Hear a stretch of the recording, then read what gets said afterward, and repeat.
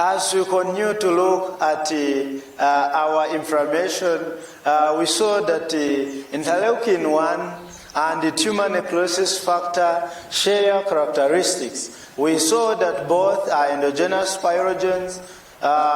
They stimulate actually fever, they promote local inflammatory reactions, and the synthesis of acute phase proteins. Among the acute phase proteins that we had looked at, we had some cytokines like interleukin 1, interleukin 6. We had the tumor necrosis factor alpha, and we went ahead also to look at some others. However, at this point, I need to actually let you know that among the other acute phase reactants, we have like C-reactive protein, C-reactive protein, or proteins, which is abbreviated as CRP. We have others like when you look at the ESR, erythrocyte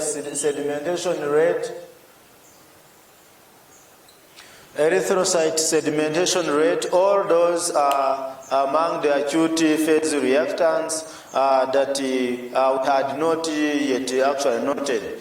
And remember, I said that anything that increases body temperature is referred to as a pyrogen, and at this moment, I believe each one of us understands very well the meaning of pyrogen or pyrogens, and from also the introductory part of the inflammation, we looked at these Latin terminologies and as well as the English translations and their meanings. So we shall see that as we keep on actually appreciating inflammation, and we are going to see that the tumor necrosis factor is the ultimate mediator of inflammation and the systemic effects of infections. I went ahead to give you examples, like, for example, sometimes we can contract various strains of flu or influenza, and sometimes we feel actually we develop myalgias, we develop joint pains, headaches. All those in most cases are usually due to are usually secondary to inflammatory reactions. And among those inflammatory reactions, we shall see that the triggers are usually the cytokines, like we are hearing, tumor necrosis factor alpha, that is responsible for most of the systemic effects of infections, and also others, the acute ones like interleukin 1, interleukin 6, tumor necrosis factor still alpha as well, like that. But because our tumor necrosis factor alpha, because it is actually involved in so many inflammatory cascades, we are going to see that it is the same cytokine that stimulates the endothelial cells of the blood vessels, of course, to express adhesion molecules. Like for example, intercellular adhesion molecule 1, we also have vesicular endothelial vesicular cellular adhesion molecule, which is the VCAM. We have the ICAM, which I've already mentioned. So generally, the endothelial cells of the blood vessels express adhesion molecules and the chemokines to attract the leukocytes to the site of infection. In the end, of course, loosening the epithelial tight junctions to allow the epidesis of white blood cells.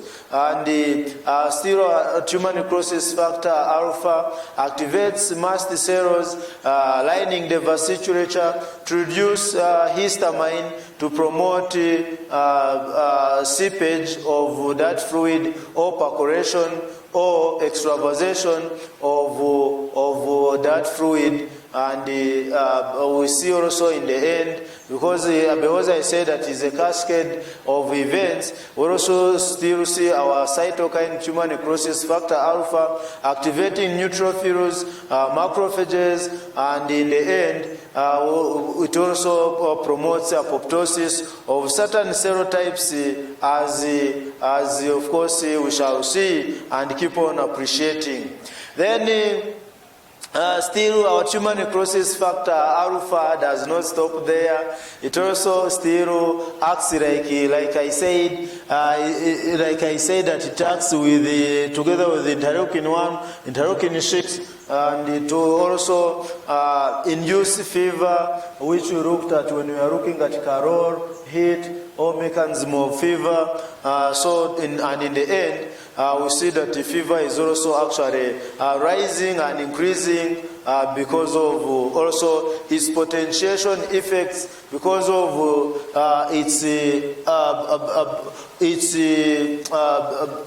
its potentiation effects to the interleukin 1.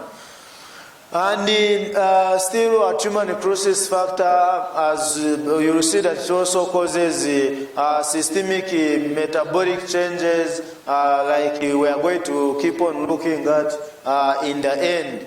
Still, as we keep on looking at our tumor necrosis factor alpha, we are going to see that generally it causes a lot of systemic changes, and those systemic changes, of course, like we looked at the metabolic, of course, effects. We are going to see that that cytokine is responsible for loss of appetite or anorexia in general, and it is also responsible for weight loss, especially when it comes to chronic diseases like tuberculosis. In tuberculosis, there's usually actually loss of weight that, of course, in most cases we describe as cachexia. So in cachexia, like we see also in patients with the malignancies, they tend to lose a lot of weight. In the HIV wasting syndrome, we'll see actually cachexia. So cachexia is mainly attributed to high levels of tumor necrosis factor alpha. It has some effects. It triggers actually chronic and persistent myolysis. Muscle fibers keep on actually undergoing the breakdown slowly by slowly, releasing those proteins slowly by slowly, and in the end, cachexia occurs. But of course, it starts with the loss of the adipose tissue. From the loss of the adipose tissue, the muscle fibers are also they keep on undergoing also lysis to release proteins, and like I said, still our tumor necrosis factor alpha under inflammation, it is the one which enhances the production of interleukin 1 and interleukin 6 and the other chemokines, and in the end it promotes, of course, acute phase protein synthesis by the liver. Among the acute phase reactants or proteins that I've mentioned, I gave you examples of C-reactive protein. We looked at also the erythrocyte sedimentation rate. Why, of course, it increases in inflammatory reactions? It's because of such proteins that make actually that increase on the weight of those other pre-existing proteins in the blood. And at high concentrations, tumor necrosis factor alpha elicits all of the functions leading to septic shock. So like we know, in cases of sepsis, in cases of severe bacterial infections, especially, of course, it starts as bacteremia, from bacteremia to sepsis and septic shock. Of course, septic shock is a disaster. It is a catastrophe. In most cases, of course, in various health care facilities, we have lost patients, and we are still losing patients because of septic shock. So at high concentrations, human necrosis factor alpha elicits all of the functions that lead or result in septic shock. So as we go further with our inflammation, as we discuss our inflammation, we need to know that this cytokine, this tumor necrosis factor alpha, is actually, it has a lot of effects, and of course it has the good effects and also the negative effects, as you can hear. And like I said, we need to keep on noting that inflammation is good. It facilitates the healing. It is part of the healing process. But again, if it is not regulated, of course, it can cause, it does not only cause harm or impairment or tissue dysfunctions, organ dysfunctions, but also or death. So we need to know this. So like we always say that too much of everything is always bad. Likewise, when too much of it, too much of tumor necrosis factor will also result into fatal actual results. So as we see, as we focus on our cytokines at this point, let's look at interleukin 1. Let's look at our interleukin 1. Like I said, at this moment, I'm free to keep on using my abbreviations because we already know the meaning of cytokines and particularly interleukins, and you know already the spelling of interleukins, and we have seen so far various types of interleukins. So as we see here, we have interleukin. We have also some subtypes of interleukin 1, and there are mainly two. We have interleukin 1 alpha and interleukin 1 beta. So we have interleukin 1 alpha and interleukin 1 beta. So as we continue, we are going to see that generally interleukin 1 is produced mainly by the activated macrophages, and but also by the neutrophils, epithelial cells, and in some cases also we see the endothelial cells of the blood vessels. The endothelial cells, those are the cells that line the inner surfaces, the inner cavities of the blood vessels. The cells that line the inner rumen, the rumen of the blood vessels. Those are the endothelial cells. If this is our blood vessel, and the cells that are lining the inner surface, they are the ones referred to as the endothelial cells. So the endothelial cells also at some point and in some conditions, they will do also secrete generally interleukin 1. So now as we narrow our discussion, we are going to see that interleukin 1 beta, interleukin 1 beta is first cleaved by the inflammasome to become more activated. You will know at the moment, you know, cleavage, breaking off, either breaking it into some subunits or breaking off some segment to make it activated. I know, for example, where some of us, of course, when we are very happy and we are going to celebrate something, maybe an event, maybe a trophy, maybe on graduation, maybe on a wedding ceremony, we can get bottles of champagne, and after getting bottles of champagne, of course, we open them in a certain style, so that as we shake, it is actually splashing and creating a certain fountain. In that way, we say that that bottle of champagne has been activated to do its actual functions properly or actually appropriately. Likewise, when I say cleavage is breaking off something. Like for example, if I want to activate this marker for use, this whiteboard marker for use, if it is to be activated very for use,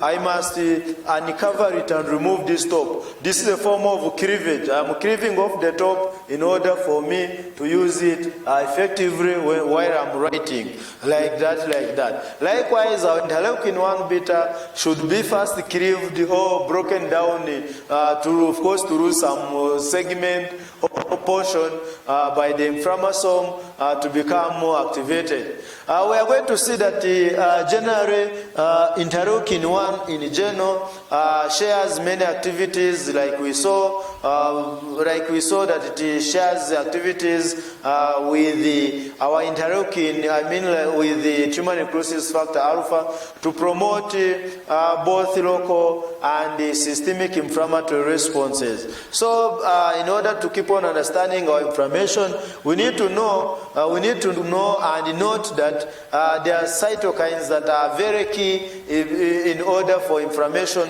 to take place. And this one has been cited many times, has been mentioned several times, then together with this interleukin-1. Then these two mainly are always the main culprits, then others keep on following, like you can see our interleukin-6. Interleukin-1, when you look at interleukin-1 still in general, we are going to see that for it, but not with the tumor necrosis alpha, interleukin-1 alone in general is a growth factor, and it is a growth factor for some for many cells, including even the immune system, cellular lineages, and we are going to see, of course, how it acts as a growth factor as well.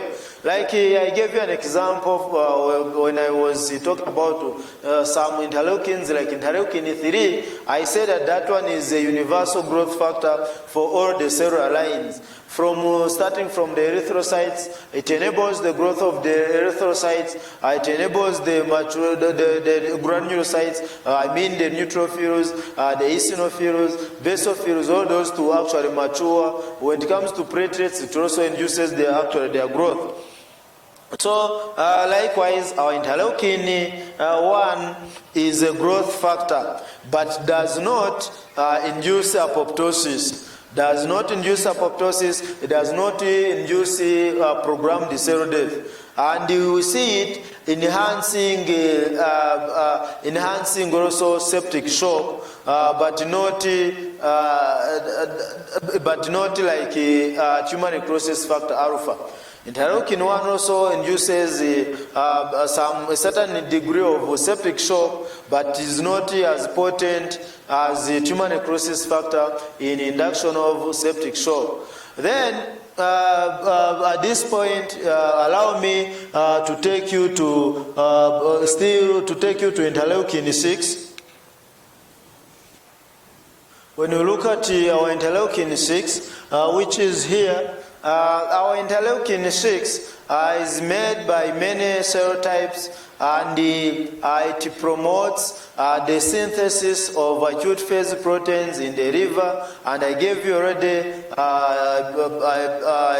already examples of the acute phase reactants, like the C-reactive protein, and it is responsible for production of neutrophils in the bone marrow. It acts as a growth factor for the neutrophil cell line in the bone marrow. But like I said, when it comes to like interleukin-3, we see it actually serving as a universal cellular growth factor.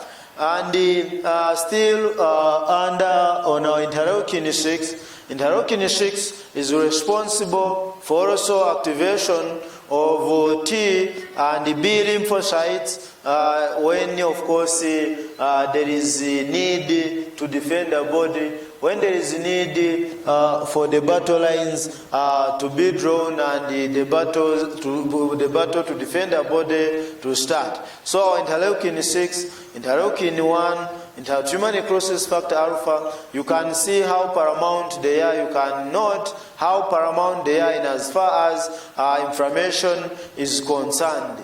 Then you have others like interleukin 23, interleukin 12, interleukin 12 and 23. These ones, we need to know that they are also important in actually triggering inflammation by bridging actually the innate and the immune responses. Interleukin 23, 12, those ones bridge the gap, or they act as links between the innate and immune responses. Of course, those ones, like they act as the bridges, they act as the way they go between, they link the two actually arms of the immune system. And like we saw that dendritic cells also do the same. They link or they bridge the gap between the innate and the immune responses. So likewise, like we saw dendritic cells doing the job of linking, we should also know that interleukin 23 and 12 are also important in bridging or forming the link between those two branches or those two arms.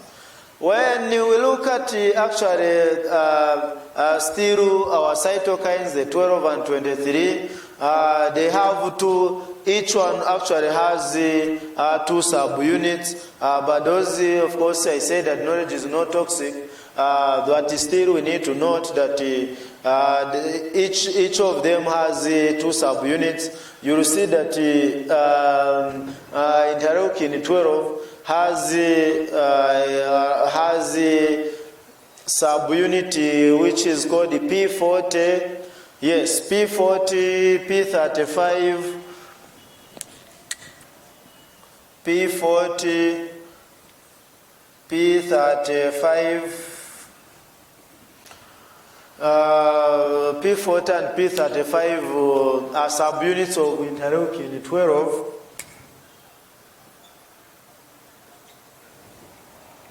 And I think interleukin 23 also has a P19 subunit.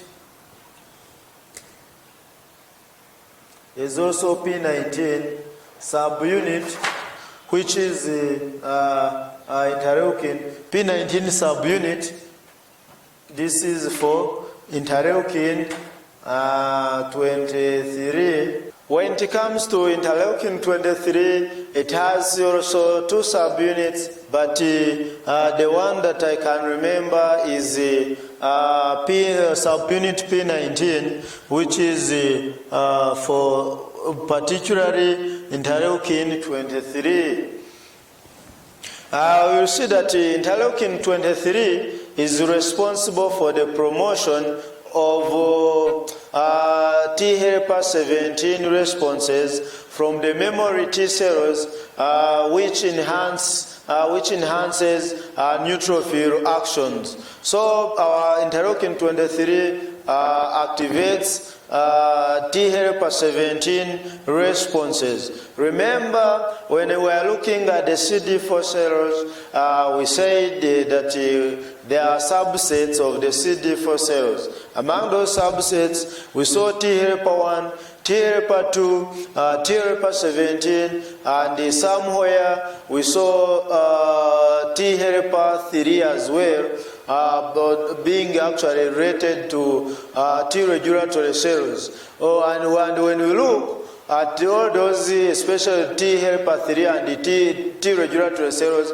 we saw that those ones serve as immunosuppressors. They are responsible for regulation of other white blood cells, and in the end, we see that tolerance, tissue tolerance is promoted, cellular tolerance is promoted, and in the end, we see that autoimmune diseases are prevented. And now, when it comes to our interleukin 23, it acts to promote T helper 17 responses from the memory T cell lymphocytes, which enhance, in the end, neutrophil actions. And we see, of course, somehow some sources also tell us that interleukin 6 also promotes the activities of T helper 17, and in the end, still we see our neutrophils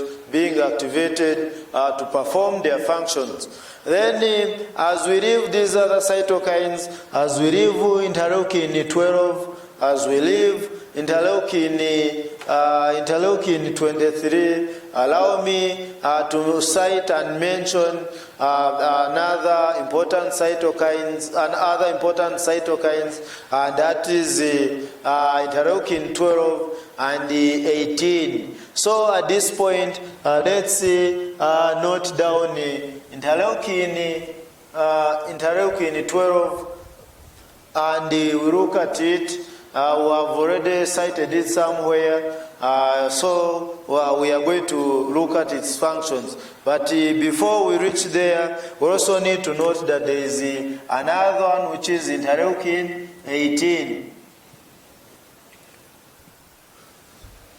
So, my dear colleagues, my dear brothers and sisters, as we proceed with our information, you can see that the language of communication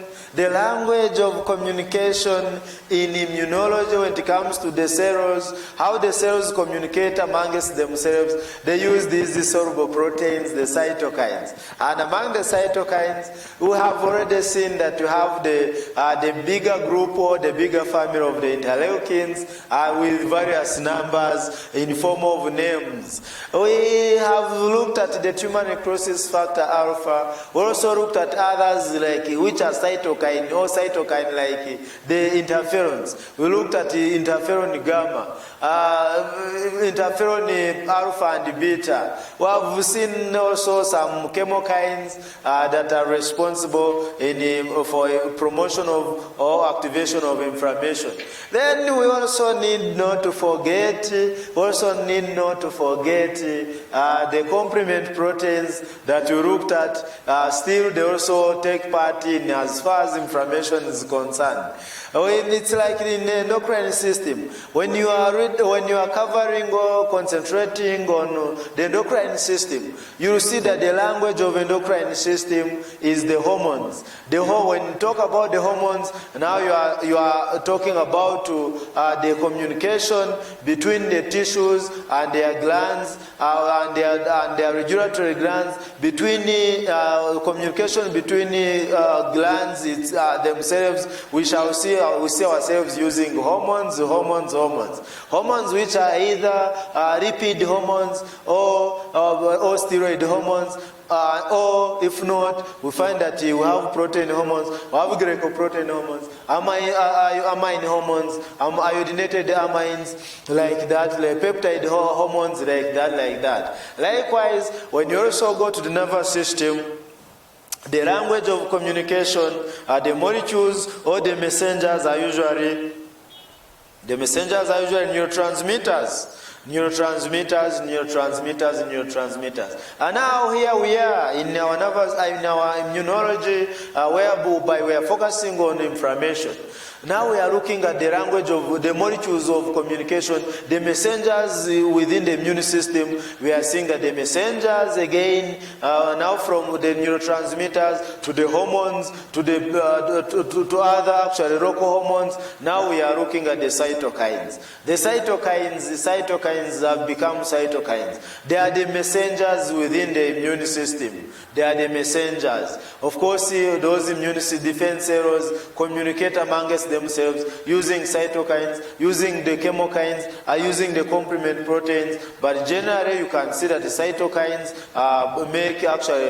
predominate. They dominate actually the whole system, as we can see.